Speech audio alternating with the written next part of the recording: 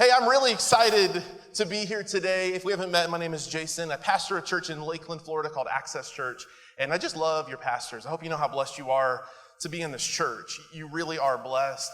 2 weeks ago today, the air conditioning in my house went out, and I don't know about you, but that's like the worst thing ever. In Florida, like, you don't have to iron your clothes, you just stand outside. You know what I mean? It's like really hot outside, and so my house was just like miserable for several days.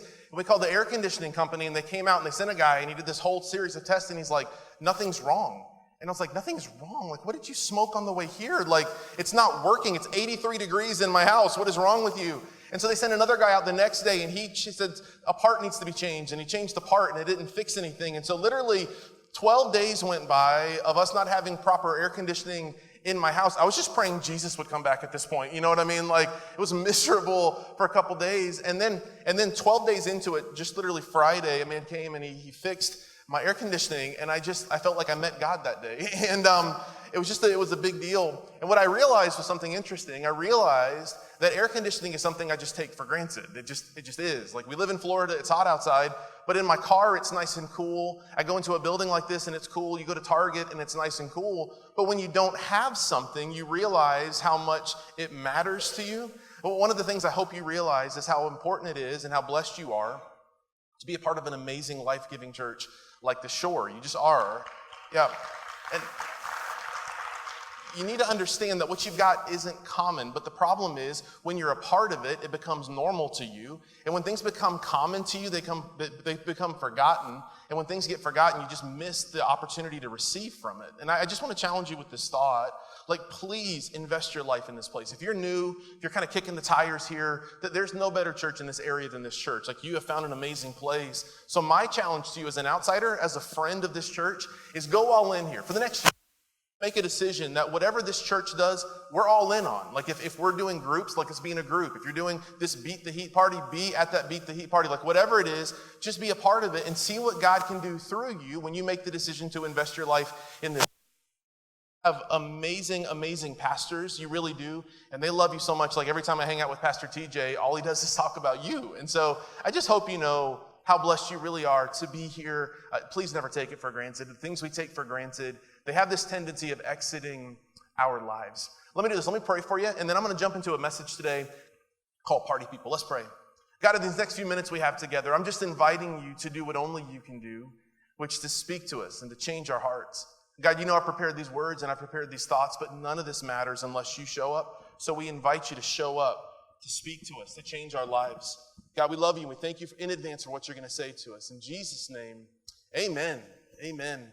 A couple months ago, I had one of the coolest experiences of my life. And I don't know if you're a sports fan or not, but I am a big sports fan. I love all sports. I love football and basketball, and this time of year I tolerate baseball, you know what I mean? But I love sports, and I'm a lifelong diehard Dallas Cowboys fan. I love the Dallas Cowboys. They are my team and God's team, and I just love them. And I love the Dallas Cowboys so much that legitimately, like, if you ask me any sport, what's your favorite team, I'm going to say the Dallas Cowboys. Favorite football team, it's the Cowboys. Favorite baseball team, Dallas Cowboys. Like, I just love the Dallas Cowboys. They're my team. And so I have kind of roots in Texas. If you've never been to Texas, you should visit. It's a beautiful country. And I love Texas. And so growing up, I liked all the Texas teams. Now, I have a younger brother named Aaron, and Aaron is also a Dallas fan. He likes the Cowboys, but he loves an NBA team named the Dallas Mavericks. And so this season was a big deal because they have a player on their team named Dirk Nowitzki, and Dirk has played 21 seasons. This year was his retirement season. At the end of the season, he'd be done. And just so happened that the Dallas Mavericks were coming to play in Orlando for one of the last games of the season. So I said to Aaron, my brother, I was like, we had to go. Like, we can't miss this. Like, you love Dirk. He idolizes this guy, Dirk Nowitzki. It's like his whole life, basically, he has followed the career of Dirk Nowitzki. And so we said, we got to go. And I said, now, Aaron, you've got two choices. Option one is we can do what we normally would do. We can take our families and we can sit way up beyond the nosebleed section, and we can just kind of watch from there. Or if you want, we can like not take anybody and just you and I can go together and we can get like courtside seats. Like we can spend all the money we would spend for the nosebleeds, but just you and I can go. And I made him choose because I didn't want to offend anybody. And so he chose courtside seats, and I don't know if you've ever done this, but it was one of the coolest experiences of my life. Like, I don't have courtside seat money. You know, I'm not that kind of a baller. But I just thought to myself, we got to do this one time. It was amazing. Here's a picture of me and my brother at the game. We were there on the courtside. This was such an amazing experience. And we get there early because Aaron, my brother, wants to see Dirk play, and he wants to see him up close. And when we get there, he goes, Dirk's warming up. And we literally go, and Aaron made this sign. Now, Dirk is from Germany. Next slide for me. Aaron made this sign. I don't know what that says. It starts with itch, which just seems weird to me. And I think it means I love you, Dirk, or something. And I'm telling you, we were there while Dirk was warming up. I was as close to Dirk as I am to you on the front row. It was just fascinating watching Aaron be so nervous around this guy that he had admired his whole life. It was fascinating to watch. At one point, he's totally fanboying. I can't explain it to you. It's like whatever girls do around Bieber or the Jonas Brothers. It's just this weird moment. At one point, Aaron's holding the sign, and I said, Aaron, hold it up. So he holds the sign above his head, and as he does, it like catches Dirk Nowitzki's attention, and Dirk looks at him, and Aaron goes, I've never seen him like this. It's just so fun to me. This was an amazing experience. The game was awesome. Aaron got Dirk to sign the sign. You probably can't see it, but in the middle of that D in Dirk signed it for him. It was this amazing experience. And on top of all that, I experienced something I've never experienced. When you get those courtside seats, there's VIP treatment for people that sit in those seats. Maybe you've done this before. I've never done this. This was amazing. Like, for example, before the game, there's a buffet, and it's all you can eat, and it's really good food. Like, this is what the rich people do. They get to experience this. They had a wall full of candy, and they're like, take any candy you want. I filled every pocket of mine up with candy. I didn't know how long this would last, you know? Then we sit down, and this lady comes up, and she goes, hi, guys, my name's Crystal. I'll be your personal waitress tonight. If you want to eat anything in the stadium, I'll get it for you free of charge.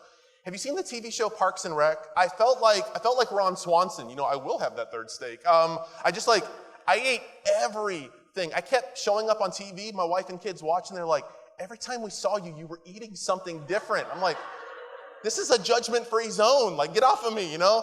Like, if we're going to do this, we got to do this. And it was fun. I've never had an experience like this before, but I had this moment of kind of a weird tragedy at the same time. I'm loving this moment. I'm celebrating with my brother. He met one of his heroes. I ate a ton of junk food, but the two seats next to us, the whole game, were empty. It was strange. The auditorium was packed. I mean, the stadium was packed with people, but the two seats literally right next to me, they sat empty the whole time. And I just had this weird thought the whole way through, like, someone paid for those seats. Those seats didn't go unsold. Someone paid for those seats. Now, look, I don't have baller money to afford seats like that. But if I paid that much money for a seat, it doesn't matter if I'm in the hospital fighting some sort of incurable disease. If I had a limb that fell off, I'd be crutching myself up into that place because I'm not wasting that money. Do you understand what I mean? Someone had bought the seat, but they left it open, and I had this thought as I sat there next to these empty seats, like, what a missed opportunity. What an amazing experience I'm having, and what a missed opportunity that someone had the opportunity to sit in these seats and they completely missed it. Now, one of the things I know about you is you're a part of an amazing church, and the fact that you're here on July 4th weekend says a lot about you and God. I think you get bonus points in heaven for showing up on a holiday weekend. But I think the same thing when I think about churches all across America. There's a lot of people here, but look around. There's some empty seats here. And I think every empty seat is an opportunity for you and me to invite people to experience the love and the transforming grace of Jesus on a weekly basis. Now, I'm of the opinion that an empty seat is a really, really big deal. Not just to me, but I think it's a big deal to God. Well, one of the things I know is when you really love somebody, you begin to love and care about the things that they love and that they care about. And if we're going to be people who love God, really, really love God, I really think it's important for us to understand that there's certain things that He cares about that we need to care about. Now today what I want to do is I want to go to one section of Scripture. We're going to spend all of our time in the book of Luke chapter 15. If you brought a Bible, I invite you to the book of Luke 15. It's going to give us some context. You need to understand this. The whole life of Jesus is basically summed up in the Bible in 4 books. They're called the Gospels: Matthew, Mark, Luke, and John. There are these 4 recounts of Jesus' life. Now the whole Bible points to Jesus. The whole Bible from Genesis to Revelation points to humanity's needs for a Savior. But all we have of the life of Jesus is 4 books: Matthew, Mark, Luke, and John. We have a little snippet of Him at the beginning of Acts, but that's all that we have. I want you to think about your life. If you lived a full life and we were to summarize your life, It would be way more than 4 small books in the Bible, Matthew, Mark, Luke, and John. And this is Jesus. The author of John in the book of John 21 said, if they were to write down all the miracles and all the things that Jesus did, there wouldn't be enough room in the world to contain all of the writings. So you get this sense that all we have of Jesus is this highlight reel. We meet him at his birth, the Christmas story. We have one little moment where we see him at the age of 12 at the temple. Then he kind of goes anonymous and quiet till the age of 30. At the age of 30, he starts his public ministry teaching about God in this new and profound kind of way. At age 33, he dies on the cross, is buried, rises again from the dead, and ascends to heaven. But that's all we've got of Jesus. Now, if all we have is a highlight reel, I want to point something out to you. The stuff that we have is very important because it must have been ultra important to make the final cut of the stories of Jesus' life. And Luke 15 is fascinating to me because it's 3 stories that Jesus tells back to back to back. All 3 stories are different stories that have the exact same point to them.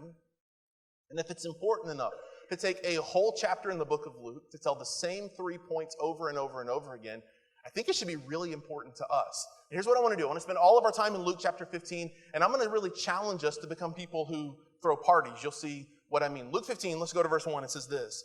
It says, now tax collectors and sinners were all gathering around to hear Jesus. Let's just hit pause here for just a moment. You need to understand why this is important. First of all, you've got people who were nothing like Jesus and they want to be around Jesus. It says there's tax collectors. Now, to understand this, you need to understand that tax collectors were seen as the worst of the worst in their culture. They just were. They were usually Jewish people who had sold out their nationality in order to work for the Roman government. The Roman government was terrible, and they were oppressive, and they were mean to the people of Jewish culture. They were just terrible people. And these tax collectors figured out that there was a way to scam the system in order to make some more money. And so these people would literally double charge their neighbors, their friends, even their family members to make a buck. And the work that they did, it funded the system that was tormenting their family and their friends. These people were hated. So it says the tax collectors and the sinners. And in some translations of the Bible, this word sinners is in quotation marks. And it's kind of a big deal. The reason why this word sinners in Greek is this kind of a catch-all word. It literally means the worst of the worst people. And I was trying to think, who are the worst of the worst people in our culture? To me, these are people who, own cats. And these are people who, if you're on the interstate, if you're on I-75, they wait till the last possible minute to kind of cut into traffic. These are people who back into parking spaces. I have this personal issue with that. What are you trying to get away from so fast? There's an issue there. These to me are Philadelphia Eagles fans, the worst of the... Oh, y'all need to meet Jesus. These are the worst of the worst people. And I want you to get this. These tax collectors and sinners, it says they're gathering around to hear Jesus. These are people who are nothing like Jesus, but check this out, but they like Jesus. If I said nothing else today, let me say this to you. I think that if we're going to be like Jesus, people better like us. Some of the most mean people that I've ever met are Christians. It's something I've never understood. We'll say things like, I've got the joy of the Lord down in my heart. Well, tell your face sometimes, right? We should be the most likable, lovable people in the world. So people who are nothing like Jesus, they like Jesus. And then look at the paradox. But the Pharisees and the teachers of the law muttered. I want you to pause here again. You've got these people who are nothing like Jesus, and then there's these Pharisees. These were the religious elite. They followed every single rule down to the letter of the law. And the teachers of the law, these were people who knew the Bible inside and out. So you've got people who were nothing like Jesus, and then you've got these people who trip over the laws, trying to obey every single letter of the law. People who were nothing like Jesus and people who tried really, really hard to be like God. They're all around Jesus, and they say this. Listen to this indictment on Jesus. This man welcomes sinners and eats with them. Now, the reason this is significant is in that culture, to eat with someone was essentially to align with them. If our culture was their culture, if you were a Democrat, you would never have dinner at the house of a Republican. If there was a big social issue of the day and you had a differing opinion than someone else, you would never eat dinner or eat a meal with them, because to eat with someone was to align with them. And so it says about Jesus that the only accusation that these religious leaders have about him is he welcomes sinners and he eats with them. He aligns with them. And I just want to point this out about Jesus. What it says about Jesus is he is so concerned about people and their eternity and what matters more than anything else, which is their relationship with God, that he'll literally cross any sort of bounds in order to lead people closer to God. He just will. And my observation about so many Christians is like, we don't even know our neighbors' names. Like we live in a house with a garage and we pull into our garage and shut a door so we don't have to interact with anybody around us. And Jesus, he breaks all the rules and all the cultural norms because he wants to be close to people. Then Jesus goes on and he tells 3 stories that are just fascinating to me. The first story he tells is about a shepherd. And it says this shepherd, he has 100 sheep. And he says he loses one of his sheep. And I don't know about you, but if I had 100 sheep and I lost one, I would think 99% in school is an A+, and so that's no big deal, right? But he loses one because he cares about all of his sheep. He says he goes on a wild hunt trying to find his sheep. And when he finds his sheep, he's so excited that he found it that something happens. It says this in verse 5.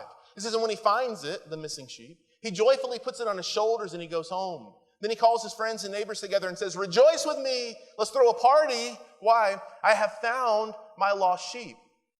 Then Jesus takes a normal story and he flips it on his head and he makes it spiritual. He says, I tell you that in the same way, there will be more rejoicing or more partying in heaven over one sinner who repents than over 99 righteous persons who do not need to repent. What Jesus is saying in this moment is that whenever a person makes the decision to surrender their life to following after him, heaven throws a party. I think one of the great travesties in the Church of America today is we've forgotten what it means to throw a party. We really have forgotten what it means. Well, then Jesus is like, if that wasn't clear, let me tell you another story. Imagine there's a woman who has 10 silver coins.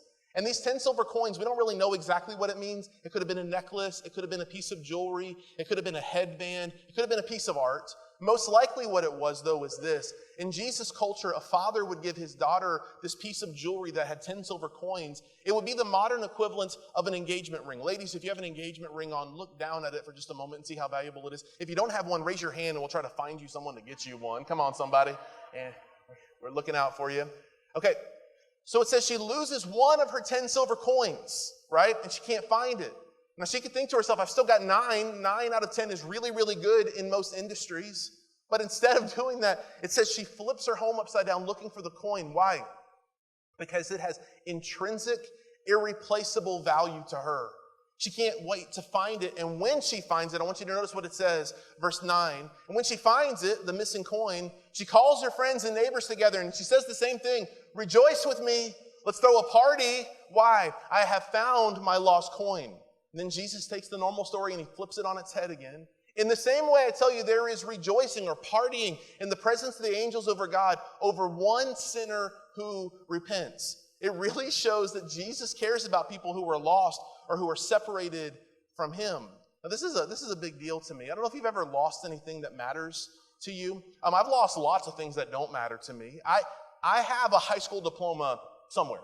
I don't know where it is. I have a high school diploma somewhere. I promise you I graduated from high school. Since then, I've graduated from college. I did a master's degree, and I'm about 6 months away from graduating with a doctorate degree, and then I'm going to need about 6 months of vacation. Come on, somebody. But I have no idea where my high school diploma is. Is it important? Sure. Does it matter to me? No, not that much. A few months ago, I was working late at night on my doctoral program, and I took my wedding ring off and I set it down somewhere. The next morning, I went to the place. I have this drawer where I keep my wallet, my watch, my keys, and my ring. My wallet, my watch, my keys, and my ring. And every day, my wallet, my watch, my keys, and my ring are there. So the next morning, I get up and I go and I look in my drawer, and my wallet, my watch, and my keys are there. But my ring, my wedding ring, was missing. Now, I want you to understand something. My wedding ring is a piece of white gold. I'm wearing it today. It's a piece of white gold. The value of it, what it cost, is way, way, way, way less. I mean, it's like 50 or 100 times cheaper than what my wife gets to wear. It's y'all figure that out, okay? And anyways, the cost of it, if I lost my wedding ring, I could easily afford to go out and to replace it with a different ring. But this ring has an unbelievable, irreplaceable value to me. When this ring was given to me by my wife 14 and a half years ago when we stood on a stage in Orlando. We committed our love to each other. My wife had it engraved with a saying that's very important just between she and me. This ring matters a lot. And so it matters for 2 reasons. Number one is I love her so much and I never, ever, ever want to lose this. It's symbolic of the commitment we've made to each other. The second reason it matters to me is my wife is Italian and I'm pretty sure she's got mafia connections in her family. And I feel like I'd wake up with a horse head in my bed and I don't even know what that means. But I couldn't find it. Now, let me tell you what I didn't do when I lost my wedding ring. I didn't walk around my house celebrating all the things that I have. I didn't walk around and be like, TV, boom, refrigerator, hello, double oven. I didn't do that. I didn't celebrate the things that I had. Why? Did they matter to me? Sure. But in that moment, all of my focus isn't on what I had. It's on what was missing. When I found it, I celebrated because it mattered so much to me. Jesus tells these 3 stories back to back to back of people who lose things that matter to them. And when they find them, they throw a party. And the point every time is the same. When a person makes the decision to follow Jesus, when they were once lost, but now they're found, heaven throws a party. And if heaven throws a party, we better become party people. Well, then he tells one more story, end of Luke 15. It's a story that maybe you've heard of called the prodigal son. Now, when you think of the word prodigal, I don't know what comes to mind, but if you were to define prodigal, what do you think the word means? I think for most of us it would mean like wayward. It might mean sinful or arrogant or irresponsible. But I want you to see something. The word prodigal, literally translated, it means wastefully extravagant. Wastefully extravagant. This is this fascinating word. And I want you to see something when we read the story. The story really shouldn't be called the story of the prodigal son. It shouldn't. And I'll show it to you why in just a moment. But Jesus tells the story. He says, imagine there's a dad who has 2 sons. And one of his sons comes to him and says, Dad, I wish you were dead. Because if you were dead, then I could get my half of the inheritance and I could go live my life. And the dad does the unthinkable. It breaks his heart, but he says, fine. So he divides his assets and gives half of it to the one son who asked for half of everything. The story goes on to say the son goes off and he lives his life. He throws wild parties. And as soon as the money dries up, all the friendships and relationships that he had dries up with it. He has this moment where he wakes up one morning completely broke. He has not a penny to his name and he has no food to eat. So he finds himself doing the most irresponsible kind of thing imaginable for a Jewish boy. He finds himself feeding pigs to make money. In that Jewish culture, to feed pigs was the worst of the worst because pigs were seen as unclean. And this boy has hit whatever is lower than rock bottom. And he has this crisis moment of awareness where he realizes that the people who work for his dad have it better than he does. So he thinks to himself, I got to go back to my dad, throw myself at his feet. And he concocted this speech. It was 3 things. He said, number 1, I'm going to say to my dad, number 1, Father, I have sinned against heaven and against you. Number 2, I'm no longer worthy to be called your son. And number 3, make me like one of your hired men, and I'll just work for you. So he gets this speech in mind, and he starts thinking through it. And he does the unthinkable. He pulls all of his courage and all of his pride together, and he walks to his dad. And I just imagine this cinematically. He's walking towards his father's house, and he's rehearsing his speech. Father, I've sinned against heaven and against you. I'm no longer worthy to be called your son. Make me like one of your hired men. And he says it over and over and over again. And he's walking to his father's house. And just imagine this with me cinematically. He's picked up some rocks along the way, and he's playing with them in his hands as he's walking to his father's house. And imagine the camera perspective changes as the boy's walking up this long, winding path. The perspective shifts from him off in the distance, and what you see is his father standing and waiting for him. That's what it looks like as we pick up here in verse 20. So he got up, and he went to his father. But while he was still a long way off, his father saw him and was filled with what? Judgment? Anger? Frustration? No, his father was filled with compassion, love. He ran to his son, threw his arms around him, kissed him. The son said to him, and the son is about to jump into his speech. The son says, number 1, Father, I've sinned against heaven and against you. Number 2, I'm no longer worthy to be called your son. Number 3, and before he can get number 3 out, his father's like, whoa, shut your mouth. Stop talking. Why? The father stops him and he says to his servant, quick, bring the best robe and put it on, and put a ring on his finger and sandals on his feet. Go to the next slide for me. Bring the fattened calf and kill it. Let's have a feast. Come on, filet mignon for everybody. Mine, wood fire grill, medium rare with a baked potato. Holler at me. He says, let's have a feast and let's throw a party. Why should we do this? For the son of mine was dead and is alive again. He was lost and is found. So they began to celebrate. Now, I want to point out several things from what we just read. The first thing is this. Several years ago, I was preaching in Barcelona, Spain, and I was teaching through this story. And after I was done, this elderly man came up to me and he said, can I point out a few things from the story that maybe you don't know? I said, yeah. He goes, I did a PhD dissertation on this story. This dude wrote 300 pages on 11 verses. It blew my mind. He said to me, he goes, you need to understand, In that first century world, a Jewish father would have been so full of pride that they would have never, ever been waiting for their son. I said, what do you mean? He goes, well, for a son to say to your dad, Dad, you're better off dead to me than alive. At that point, from that point on, in the father's heart, the son was literally dead to him. He could go off and do his own thing, but a father would never return to someone who disrespected him in that way. But what does it say about the father? He's waiting, and he shows his son compassion. But then he goes even further than this. He says a father would never run. Why? Because to run to someone assumes that whatever is over there is more important than what is here. The father sees himself as the center of the world. He's the most important. He would never run to something else, but he runs to his son. Why? Because it's his boy, and he loves his son. He's filled with compassion for him.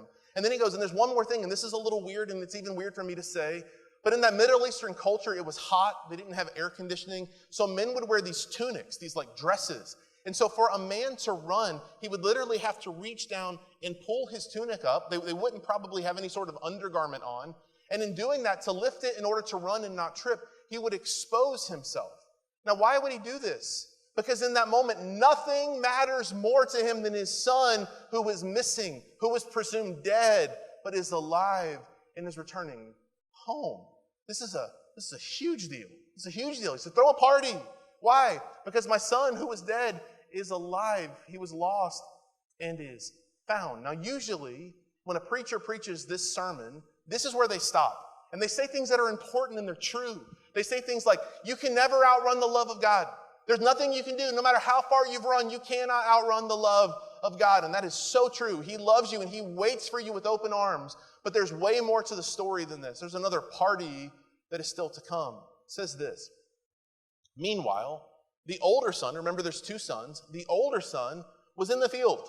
When he came near the house, he heard music and dancing. And I've always assumed that if he heard dancing, it must have been tap dancing if he heard it. I don't know. It says, so he called one of the servants and he asked, hey, what's going on? What's up? Why is this party happening? He says, your brother has come home, he replied, and your father has killed the fattened calf, and because he has him back safe and sound. I want you to notice the brother's posture. The older brother became angry. He refused to go in. So his father went out and pleaded with him, but he answered his father, look, all these years I've been slaving for you, and you've never disobeyed your orders. You've never even given me a young goat so I can celebrate with my friends. And I don't know if the goat's for food or companionship or what, but he goes on. But when this son of yours who has squandered your property with prostitutes come home, you kill the fattened calf for him? Well, what about me? My son, the father said, you are always with me and everything I have is yours. But we had to celebrate and be glad because this brother of yours was dead and is alive again. He was lost and is found. We had to throw a party in his honor because he's come home. I think so often, if we were to think about the story, there's two brothers. And at one point or another in our life, all of us are like the first one that ran off and went our own way. We are. But I think when you've made the decision to come home, if we're not careful, we have this tendency of drifting into becoming more like the second brother than the first. People make a decision at this church every single week to follow Jesus. And if you're not careful, what will happen is you'll lose the capacity to celebrate. You'll lose the ability to find hope and joy in someone else coming to know Christ. And unintentionally, you don't do this on purpose, but unintentionally what happens is we start drifting into becoming like the second brother. So what happens is our attitude and posture when someone comes to know Jesus is like, hey, what about me? I've served faithfully. I tithe every single week to this church. I give. If the church has an event, I'm there. I'm in a group. I do everything you've asked of me, God. What about me? What you need to understand in the story that's called the prodigal son is it's really not a story about a prodigal son. The word prodigal, if you remember, means wastefully extravagant. It means wastefully extravagant. This story is really about a prodigal father. It really should be the prodigal father because why? What was he wastefully extravagant with? His love, his grace, his forgiveness, and his acceptance. Sometimes I think we get it all mixed up. Sometimes I think if we're not careful, what happens is we fall into the trap of thinking that church and following Jesus is really all about me, when really what Jesus invites us to do is to join him on what he's doing, which is to seek and save those who are lost. Maybe the best way I can kind of illustrate this for you is this. My wife and I have 3 amazing kids. I brought a picture of my family. This is my wife, Liz. She's spoken here before. I believe she's speaking here again this fall. She's unbelievable. She's like God's greatest gift to me. I love this girl. And we have 3 amazing kids. We have Joey, who is 11, Gavin, who just turned 9, and Ella, who is my favorite. And that's true. And I love her. She turns 5 next Saturday. And I just love my kids, and we have so much fun together. I love being their dad. Now, I want you to imagine this. This isn't real, but imagine with me that if after church this weekend, about 30 of us made this decision that we were going to go camping together. And I don't know how you roll, but in my family, like, we're not really campers. In fact, my wife's idea of camping is staying at anything less than a Holiday Inn Express. You know, like, at one point my wife said, we should rent an RV and take a road trip. And I was like, that's awesome. She goes, yeah, it'll make the drive between hotels more comfortable. I'm like, it's the hotel. What are you talking about? Anyways, so she doesn't camp. So imagine that 30 of you and me and my 2 boys, Joey and Gavin, decided to go camping together. And so we pick a campsite. We build a campfire. We put up all of our tents around the campfire. We spend the night sleeping, and the next morning we wake up, and you guys decide to make breakfast. But because my boys are at this fun age where if there's anything that you can throw, it turns into a ball, and it turns into a game. And if there's anything that you can use to turn into a weapon, it becomes a weapon. And so we just got to get out and explore. So you're making breakfast, but we decide to go hiking. So we pick a trail, and we start walking into the woods, and my boys find sticks, and they turn them into swords, and they sword fight. They do the thing that boys do where they run off into the distance, and they kind of wait for you, and they play, and they explore a little bit. But I want you to imagine with me that there was a time that my boys went off, and a few minutes go by, and I catch up to Joey, and I say, Joey, where's Gavin? He goes, oh, I thought Gavin was with you. I said, no, he's not with me. I thought he was with you. Where is he? I don't know. I thought he was with you. I don't know if you've ever lost any of your kids. I have lost all 3 of my kids at one point. And I tell you that just to make you feel better about you. You were doing a really good job, everybody. But I just imagine this. Can't find Gavin for a minute. It is amazing as a parent how quickly your mind jumps into all of the worst case scenarios, isn't it? What if someone was out here and took him? What if he fell and got hurt? What if an animal got a hold of him? Like, you just imagine all these worst case scenarios, and I can't find him, and I'm screaming, and I'm running, and I can't find him, and my heart is beating 1,000,000 miles a moment. My mind is racing as fast as it can be. I can't find him anywhere. So I think to myself, maybe, against all hope, maybe he came back to the campsite. So I come running to the campsite, and he is not there.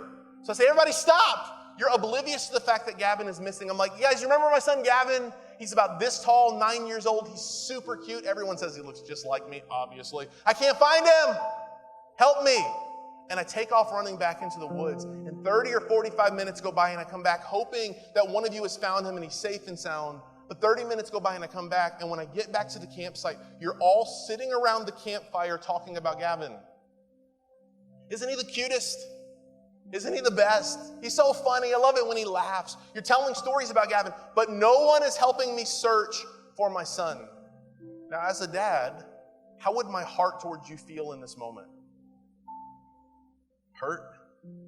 Frustrated? Angry even? Right? Why? Because in that moment, I'm not thinking about the fact that I have 2 other kids. I mean, I love them, but I'm not thinking about them, right? I'm not thinking about all the stuff that I have still. All of my focus and all of my energy and all of my attention is on what is missing in this moment, my son Gavin. And I'm asking you to help me, and you're all sitting around talking. Listen, I think when God looks down from heaven and looks at most churches, they're really content to sit around and talk about doing things to reach those who are far from God, but they're not actively searching. Now imagine the same scenario. I go out searching for Gavin. I can't find him. I meet you guys at the campsite, and I said, please help me. Please help me find my son Gavin. And you stand up and you're like, all right, let's break up into teams of 4 or 5 and let's go every different direction looking for Gavin. How would my heart towards you feel in this moment? So much love, so much gratitude. There's literally nothing that I have that I wouldn't give you if you could help me get my son back in this moment. Nothing matters to me more than that which is missing. I think the reason God has blessed this church so much is that you've made the decision that we're going to be on the hunt. We're going to be out searching for people who are lost and who are separated from God. We're not content to sit around and talk about it.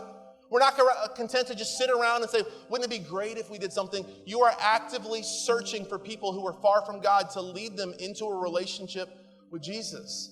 Let me tell you what this looks like for me. About 9 months ago, I joined a gym. For the longest as a pastor, my excuse for not reaching people was, well, I go to the office and I work with pastors. I don't really have a lot of people who are not close to Jesus in my life, but I wasn't reaching anybody. And God got a hold of my heart. I spent the last 9 months at this CrossFit gym. What's amazing to me is more than 20 people from that CrossFit have started coming to our church. More than a dozen, I know, have made the decision to follow Jesus. Why? Yeah. Because I'm just not content sitting around the campfire telling stories about reaching people. Let me say this to you. One of the most brilliant songs ever written was the song Amazing Grace. And in it is a line that's always captivated my heart. It says, I once was lost, but now I'm found. Was blind, but now I see. I think so often what happens is we get so far removed from that feeling of being lost that we forget the joy of being found. Let me say this to you. If you are a follower of Jesus, you need to understand this one point. It's that found people find people. Found people find people. I pray that every Sunday when you walk into this room, you see every empty seat as an opportunity to lead someone into a relationship with Jesus. I pray that every single relationship that you have, you start to see as a divine moment of opportunity from God to reach those people. We come up with the dumbest excuses, don't we? Well, I don't want to offend them. I don't want to make them feel uncomfortable. That is the most ridiculous thing I've ever heard. That would be like watching one of your best friends with a blindfold on running as fast as they could towards a cliff where if they fell off, they would immediately fall to their peril. And saying to yourself, well, they look like they're having a good time. Who does that?